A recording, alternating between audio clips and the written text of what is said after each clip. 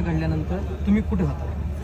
मी दारात उभा होतो. बरं, अगोदर तुमचं नाव सांगा. माझं नाव जयदीप नारायण जाधव. बरं मी बोसगावचं माझं क्षेत्र आहे तिथं. बरं. मी दारात उभं होतो. दारात उभं असताना आईने मला हाक मारली की म्हणले आज वेगळंच विमान आहे आणि विमान खाली आलंय, बरं. खूप खाली आलंय. म्हणून आम्ही बाहेर आलो. बाहेरच होतो पण थोडं पुढं आलो. सकाळची घटना टाईम किंवा अंदाजी वेळ कितीची होती? म्हणजे 8:30च्या पुढं झालेलं आहे. 10-15 मिनिटाच्या आसपास, म्हणजे पुढं हा ते आसपास.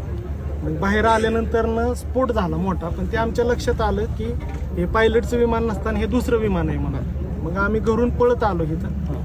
पळत आल्यानंतर दादांची बॉडी 50 फूट बाहेर पडलेली होती. विमानातून उडून बाहेर पडलेली होती. पहिल्यांदा दादांना ओळखलं, बघितलं? दादांना ओळखलं मी. किरण गुजर, मी आणि यादव साहेब पहिल्यांदा होतो आणि आमच्या गावातले एक तानाजी आठवळे म्हणून. बरं. पण ते आम्हाला शॉक बसला त्याचा की दादाच म्हणल्यानंतर ना आम्हाला खूप त्या गोष्टीचं डाऊटफुल वाटलं.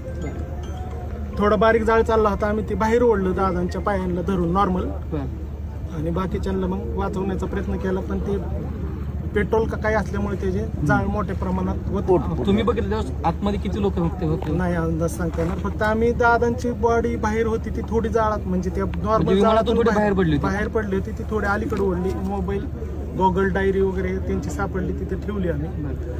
आणि अग्निशामक दलाची गाडी आली ती, पण ती वरती होती. तिचं पाणी काही खाली पोचत नव्हतं. त्याच्यामुळं यादव साहेब, आम्ही आणि गुजरांना तर काही कळत नव्हतं नंतर, म्हणजे फिलिंग मध्येच गेले ते.